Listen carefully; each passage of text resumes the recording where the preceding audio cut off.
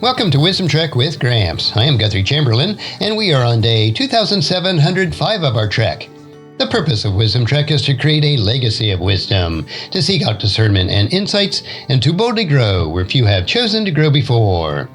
In today's Wisdom Nugget, it's titled, A Prayer for Judgment, that they may know your name. And this is our concluding trek through Psalm 83 with verses 9 through 18. Today we reach the powerful and climactic conclusion of our trek through Psalm 83 in the New Living Translation. In our last conversation, we plunged into the heart of the national crisis described in Psalm 83 verses 1 through 8. We heard Asaph, the psalmist, plead with a seemingly silent God. He said, "O God, do not remain silent." He revealed a malicious conspiracy of nations with a single purpose to enter into a treaty against you, and a chilling goal to wipe out Israel as a nation. He presented to God a correlation of Israel's historical enemies allied with the powerful Assyrians, a threat so formidable that human intervention seemed utterly futile. It was a desperate prayer for God, the ultimate judge, to break his silence and to act. Now in this concluding section, Asaph moves from a description of the conspiracy to a fervent, imprecatory prayer for God to act decisively against these enemies. He appeals to God to perform a new act of salvation that is as legendary and devastating as his great victories of the past. The goal of this prayer is not just for Israel's survival, but for God's name to be universally known and glorified as a result of his righteous judgment. So let's listen to this powerful and passionate prayer for a divine repeat of history, leading to the ultimate revelation of God's sovereignty. First, let's read verses 9 through 12. Do to them as you did to the Midianites, or to Sisera or Jabin at the Kishon River. They were destroyed at Endor, and their bodies were left to fertilize the ground. Let their princesses die as Oreb and Zeeb did. Let all the rulers die like Zebah and Zalmunna. For they said, "Let us seize for ourselves the pasture lands of God." The psalmist begins with a very historical plea, asking God to act as he has in the past. Do to them as you did to the Midianites, or to Sisera or Jabin at the Kishon River. This is a powerful and theological sound strategy in prayer. When we face a new crisis, we can look to God's past faithfulness and power as a basis of our present request. Asaph is not asking God to do something new, he's asking him to be the same God that he's always been. The Midianites were defeated by God through the leadership of Gideon, a victory so decisive that they became a standard for divine intervention, as in Judges chapter 7. It was a miraculous victory, where a small army of 300, armed with trumpets, pitchers, and torches, routed the vast Midianite army, with God causing the Midianites to turn their swords on each other. The defeat of Sisera and Jabin, mentioned in the very next line, was another famous, divinely orchestrated victory from Judges chapter 4. It was a battle where God sent a flash flood at the Kishon River, bogging down Sisera's iron chariots and allowing Israel to defeat a formidable army. The psalmist wants God to perform a new act of salvation that is just as miraculous and decisive as these. The aftermath of that victory was grimly recalled. They were destroyed at Endor, and their bodies were left to fertilize the ground. Endor was a town where the battle of Sisera and Jabin took place. The psalmist recalls that their defeat was so utter and complete that their bodies were not even given the proper burial, an ultimate act of dishonor in the ancient world, but they were left to fertilize the ground. This is the fate that the psalmist desires of his current enemies, a total dishonorable defeat. The prayer then becomes more specific, naming the leaders of the Midianites. Let their princesses die as Oreb and Zeeb did. Let all the rulers die like Zebah and Zalmunna. Oreb, Zeeb, Zebah, and Zalmunna were the kings of the princesses of the Midianites, who were all captured and killed by Gideon and his men. By naming these specific leaders, the psalmist is asking God not just to defeat the armies, but to bring about a complete downfall of the current leaders who have conspired against Israel.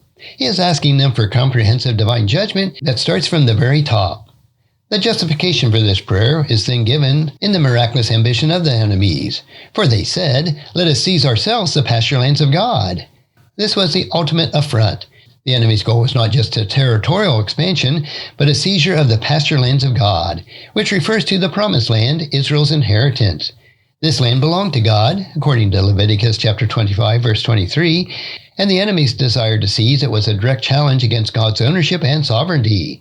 The psalmist is essentially saying, "They are coming to steal what is yours, Lord. You must act to defend your own property." This again ties to the national struggle of God's own honor and cause. This section models the fervent prayer for God to act in the present By remembering the past actions of salvation, a profound expression of faith that God is an unchanging God who is able to perform new wonders just as he did in the past. The next section is the finality of judgment and the purpose of shame. And this is verses 13 through 18. Oh my God, make them like tumbleweeds, like chaff blown by the wind. As a fire burns a forest and a flame blazes through the mountains, pursue them with your tempests and terrify them with your storms. Fill their faces with shame so they will seek your name, O Lord. May they always be humiliated and filled with terror. May they die in shame. Then they will learn that you alone are the Lord, the Most High over the earth. The psalmist now uses a vivid, devastating imagery of the natural world to describe the judgment he prays for. O God, make them like tumbleweeds, like chaff blown by the wind. Tumbleweeds and chaff are dry, light, and completely at the mercy of the wind. They are utterly without substance, without purpose, and they are easily scattered. This is the prayer for the enemies, for all their pride and power, to be rendered so insignificant and so insubstantial that they are simply swept away by God's power, leaving no trace behind.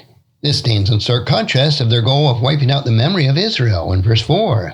The prayer for judgment continues, an even more destructive imagery. As fire burns a forest and flame blazes through the mountains, pursue them with your tempests and terrify them with your storms. Fire in a dry forest is uncontrollable and consumes everything in its path. A tempest, the Hebrew word sufah, is a hurricane-force wind. A storm, Hebrew word se'ara, is a terrifying whirlwind. The psalmist is asking for God, the master of all these natural forces, to unleash them upon the enemies. He wants the enemies to be consumed by a divine fire, to be scattered and pursued by God's own storms, filled with terror. This is a prayer for an overwhelming apocalyptic judgment that leaves no doubt about the source of their destruction. And what is the ultimate goal of this terrifying judgment? The psalmist's prayer becomes profoundly theological. Fill their faces with shame so they will seek your name, O Lord. This is the crucial turning point, the ultimate purpose of judgment. It's not just their annihilation, but their conversion. The shame that fills their faces is meant to be a holy shame, a recognition of their utter foolishness in opposing God. To seek your name, O Lord. This is a prayer for their humiliation to lead to their salvation, for the very people who had been conspiring to destroy God's people to be so humbled that they would finally turn to Him. However, the psalmist immediately follows this with a request for their continued humiliation and terror, a kind of conditional prayer. May they always be humiliated and filled with terror. May they die in shame. This can be interpreted as a prayer for the unrepentant. If their humiliation does not lead them to seek God's name, then their humiliation is permanent. Let them die in shame. Suffering is the ultimate result of a life lived in rebellion against God. The psalm holds these two possibilities in tension, the possibility of repentance, born from shame, and the certainty of continued shame and the death of the unrepentant. The psalm concludes with a powerful and glorious reason for their entire prayer for judgment. Then they will learn that you alone are the Lord, the Most High over all the earth. This is the climax of the entire psalm, the ultimate purpose of God's intervention. Asaph doesn't ask God to do this for Israel's glory, but for God's own glory. The world, the enemies, the nations that conspire against Israel, they will learn, the Hebrew word yada, to know immediately that God is the one true sovereign. The titles used are significant. The Lord, Yahweh, the covenant name of God, the Most High, Elyon, and the name signifying His supreme authority over all creation. It's a prayer for the universal recognition of God's unmatched authority. Psalm 83, in its entirety, is a fervent plea for God's justice against a specific conspiracy of nations. It moves from a desperate cry to a silent God to a confident prayer for God to repeat His ancient wonders, culminating in the hope of His righteous judgment, which will lead to the universal recognition of His supreme name and glory. So what profound wisdom can we draw from these concluding verses in our Wisdom Trek today? Well, firstly, the psalm teaches us to pray with confidence, anchoring our present pleas in the undeniable reality of God's past faithfulness and power. Our God is not a God who is powerless. He is the same God who defeated Midian and the chariots of Sisera. Secondly, the psalmist reminds us that God's judgment is not always about punishment. It can also be redemptive.